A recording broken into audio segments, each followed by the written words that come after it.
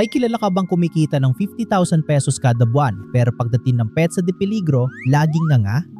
O baka ikaw mismo to? Kasi kung tutuusin, malaki na ang 50,000 pesos na sweldo para sa maraming Pilipino. Pero bakit may mga taong kumikita ng 25,000 pesos na may ipon habang may iba namang kumikita ng 50,000 piso, 80,000 piso o kahit 100,000 piso pero isang emergency lang, ubos agad ang pera?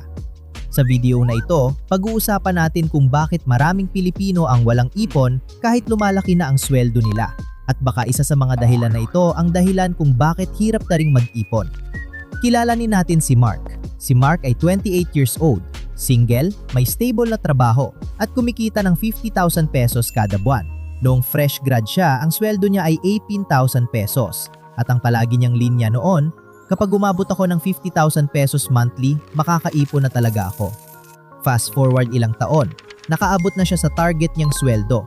Pero may plot twist, wala pa rin siyang ipon.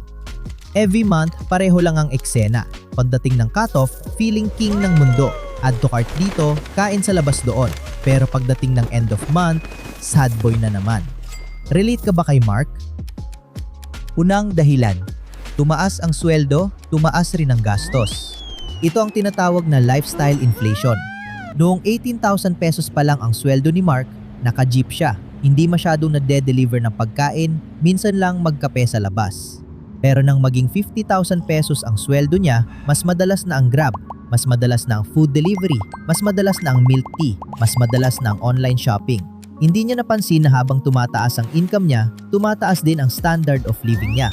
At ang masama, minsan mas mabilis pang tumaas ang gastos kaysa sa sweldo.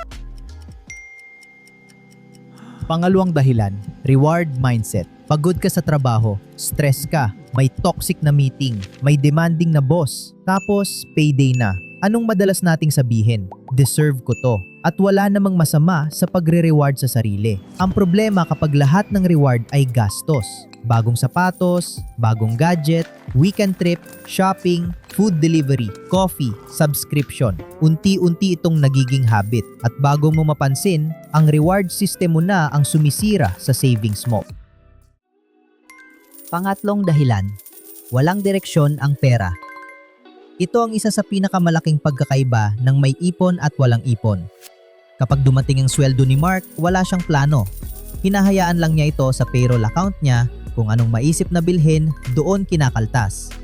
Bawas dito, bawas doon, hanggang sa magtaka na lang siya kung bakit barya na lang ang natira, hanggang sa wala nang natitira. Samantalang ang mga taong nakakaipon pagdating ng sweldo, may nakalaan agad para sa savings, may nakalaan para sa bills, may nakalaan para sa luho. May trabaho ang bawat piso. Hindi nila hinihintay kung ano ang matitira. Sila ang nagdedesisyon kung saan pupunta ang pera. Pang-apat na dahilan, maliit lang naman. Ito ang pinakamapanganib na phrase sa personal finance. Maliit lang naman. 120 pesos na kape, 149 pesos na delivery fee, 299 pesos na sale item, 199 pesos na subscription. Isa-isa silang maliit. Pero kapag pinagsama-sama mo sa isang buwan, pwede silang umabot ng ilang libong piso. At kadalasan hindi natin ito napapansin dahil hindi isang malaking gastos ang sumisira sa budget, kundi maraming maliliit na gastos. Panglimang dahilan, umaasa sa susunod na sweldo. Ito ang dahilan kung bakit maraming tao ang parang naka-treadmill. Kapag may gustong bilhin, okay lang, may sweldo naman sa susunod. Kapag may emergency, may sweldo naman. Kapag may utang, sa next cut-off ko na babayaran. Unti-unti nagiging dependent tayo sa susunod na sweldo. At kapag dumating ang totoong emergency, doon natin nare-realize na wala pala tayong safety net. Ang masakit na katotohanan, ang problema ay hindi palaging mababa ang sweldo. Minsan, ang problema ay hindi natin napapansin kung saan napupunta ang pera. Maraming Pilipino ang naghihintay ng mas malaking income para makapag-ipon. Pero ang totoo, kung hindi natin mababago ang ating habits ngayon, dadalhin natin ang parehong problema kahit doble pa ang sweldo natin. Kung relate ka kay Mark at kumikita ka ng malaki pero zero pa rin ang bank account mo, don't worry, hindi ka nag-iisa. Mas common ang sitwasyon mo kaysa sa inaakala mo. Pero ang magandang balita, Hindi mo kailangang kumita ng 100,000 pesos para magsimulang mag-ipon. Kailangan mo lang maintindihan kung saan talaga napupunta ang pera mo. Dahil minsan, hindi kulang ang sweldo. Kulang lang tayo sa awareness kung paano natin ginagamit ang pera. Ikaw, ano ang pinakamalaking dahilan kung bakit nahirapan kang mag-ipon?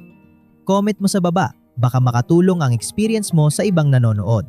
At kung gusto mo ng mas marami pang kwentong may aral tungkol sa pera, huwag kalimutang mag-subscribe sa Kwentong Pera. Dahil dito, bawat piso may kwento.